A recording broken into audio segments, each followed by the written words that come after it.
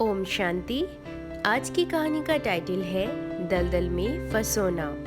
कौशल देश का एक राजा था और उसके पास एक महाशक्तिशाली महाबलवान हाथी था। ये हाथी इतना शक्तिशाली था कि इसे जिस भी युद्ध में ले जाया जाता, राजा वो युद्ध जीत कर ही आता था। कितने ही भाले और कितने ही तीर ये हाथी सहज सहन कर लेता था। ऐसा शायद ही कोई युद्ध होगा जो राजा ने कभी हारा होगा।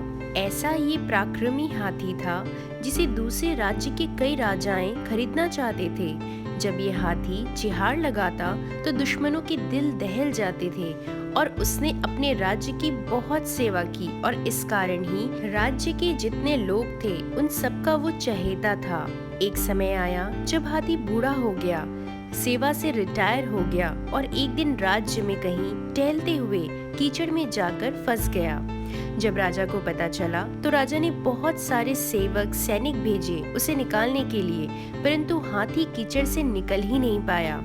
फिर राजा ने बाहर से भी दूर देश से भी बलवान लोगों को तुरंत बुलाया हाथी को निकालने के लिए, पर हाथी फिर भी निकल नहीं पाया। हाथी अब शक्तिहीन था, कमजोर था, क्योंकि वो अब बूढ़ा हो गया था। सारा गांव, सारा राज्य वहां एकत्र हो जाता है और देखता है उस हाथी को। सभी उसके लिए प्रार्थना करते हैं क्योंकि वो सबका बहुत प्रिय हाथी था। सारे प्रयत्न करने के बाद भी जब हाथी नहीं निकला तो राजा को याद आया उस हाथी का वो पुराना महावत, जो कि वो भी अब सेना से रिटायर हो चुका था। और राजा ने कहा उस महावत को तुरंत बुलाया जाए, शायद अब वही कुछ कर सकेगा। वो महावत और वो हाथी बचपन से ही साथ थे, युवा में भी साथ थे, हर युद्ध में साथ थे और रिटायर भी साथ हुए थे।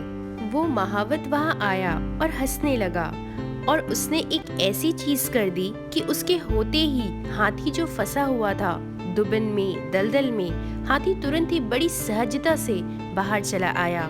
उस महावत ने रणभेरी बजाई, उस महावत ने युद्ध के नगाड़े बजाए और जैसे ही युद्ध के नगाड़े बजे वो हाथी ये तो भूल ही गया कि मैं फंसा हुआ हूँ। वो हाथी ये तो भूल ही गया मैं वृद्ध हूँ, बूढ़ा हूँ। वो हाथी ये भूल ही गया कि मैं कमजोर हूँ और शक्तिहीन हूँ। बड़ी तीव्रता से बाहर निकल आया। फिर वही गरजना, फिर वही चिहाड़ जो कि राज्य के लोगों ने बहुत समय के बाद सुना था। अब हमें भी उस हाथी से सीखना है। जैसे महावत ने रणभेरी बजाई और दलदल में फंसा हुआ हाथी बाहर निकल आया, ठीक वैसे ही अब वो भी रणभेरी बजा रहा है, हमें जगा रहा है, हमें संसार रूपी माया से बाहर निकाल रहा है। हमसे पूछ रहा है कि हम कब तक फंसे रहेंगे हर बातों में, हर चीजों में, हर विकारों में। वो भी कह रहा है एक बार मेरी इस आवाज को सुनो, समय द्वारा बजाए जा रहे नगाड़ों को सुनो। परमात्मा कह रहा है वक्त है कम और लंबी है मंजिल, तुम्हें रोज तेज कदम चलना होगा। परमात्मा कह रहा है मेरे बच्चों अब समय निकलने का है और ना फंसो। जब समय निकल जाएगा निकलने का, उसके बाद मैं भी कुछ तुम्हारे लिए नहीं कर पाऊंगा।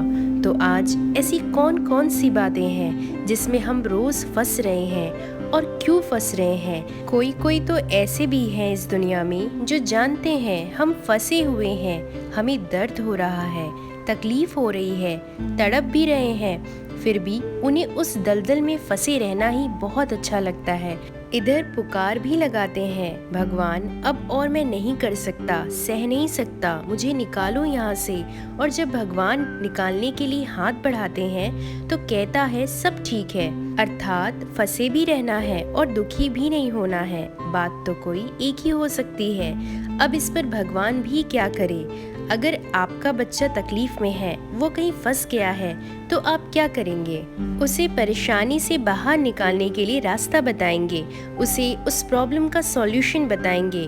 पर अगर बच्चा बोले मुझे आपकी बात नहीं माननी, मैं तो अपने हिसाब से ही करूँगा, तो फिर आप कर ही क्या सकते हैं? आप बस चाहेंगे, प्रार्थना करेंगे कि मेरा बच्चा संभल जाए, सुधर जाए, जहाँ फंस गया है उससे बाहर निकल जाए। आप सिर्फ उसे बोल ही सकते हैं ठीक वैसे ही परमात्मा भी हमें बोल ही सकता है। जैसे आप अपने बच्चों के साथ सख्ती और जबरदस्ती नहीं कर सकते, तो वो भी हमारा पिता है और वो तो भगवान है जो परम दयालु परम कृपालु है। हम मनुष्य तो गुस्सा जबरदस्ती भी कर लें, पर वो तो ये कभी करता ही नहीं है। वो तो प्रेम के सागर क्षमा के सागर हैं। वे केवल प्रेम ही देंगे, प्रेम से ही बोलेंगे। मानना या ना मानना, करना या ना करना सिर्फ और सिर्फ हमारे ऊपर है। अगर अब नहीं निकले तो अंत समय जो फंसे हुए हैं, और ये बात वो अच्छे से जानते भी हैं कि हम फंसे हुए हैं, वे चाहेंगे कि तुरंत उस समय में बाहर निकल जाएं। वो नहीं निकल पाएंगे, बल्कि अंत समय में वो तो और भारी हो जाएंगे और ही दलदल में फंस जाएंगे। तो बुद्धिमानी इसी में है कि अभी इसी वक्त इसी क्षण निकल जाए अति मोह से। मोह ऐसा विकार है जो मनुष्य को अंधा कर देता है। मोह में इंसान की परखने की शक्ति खत्म हो जाती है।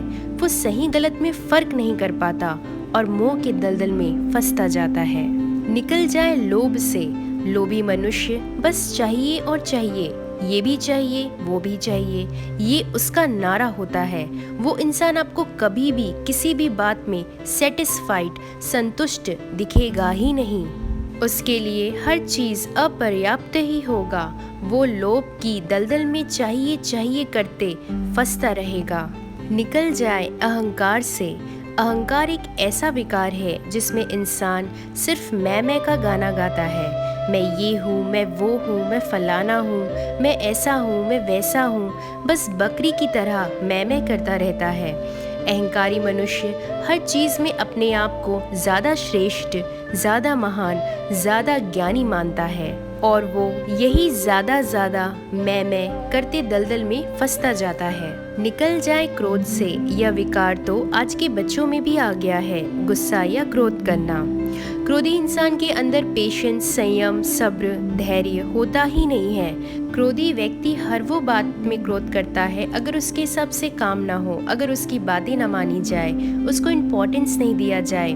ये सम्मान पाने, ये अपनी बातें मनवाने के चक्कर में दलदल में फंसते जाते हैं। निकल जाए काम विकार से। यह विकार सबसे बड़ा विकार बन गया है आज। युवा ही नहीं बल्कि आज के वृद्ध बूढ़े लोग भी इस विकार में अपनी सारी मर्यादाओं को पार कर चुके हैं। काम विकार वो अग्नि है जिसमें मनुष्य सिर्फ और सिर्फ जल रहा है, और इस कामुक विकार के कारण वो दलदल में आज फंसते जा रहा है। जो इंसान समय रहते अपने आप को सुधार लेते हैं, सही रास्ते में अपने जीवन को ले आते हैं, जो जीवन का लुफ्त लेते हुए कभी अपनी मर्यादाओं की लकीर को पार नहीं करते, कभी दलदल में नहीं फंसते, सही अर्थों में वे ही महान हैं। इस माया के संसार के बीच रहते हुए भी एक तपस्वी है, योगी है और महान पुरुष है।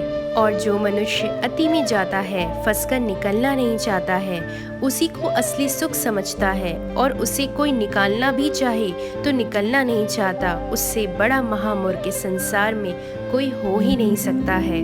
अब हमें अपनी चेकिंग करनी है कि हम कौन हैं, महापुरुष या महामूर्ख। पूछे खुद से, दलदल में ही फंसे रहकर जीवन जीना है या दलदल के बाहर आकर जीवन जीना है? ये चुनाव सिर्फ और सिर्फ आपका है। असली सुख, शांति, प्रेम, ज्ञान, आनंद, शक्ति दलदल के बाहर है। खुद से आज पावरफुल श्रेष्ठ संकल्प करें कि आज मैं जिस भी दलदल में फंस गया हूँ, मुझे इससे बाहर निकलना ही है, अपना जीवन श्रेष्ठ बनाना ही है। ओम शांति।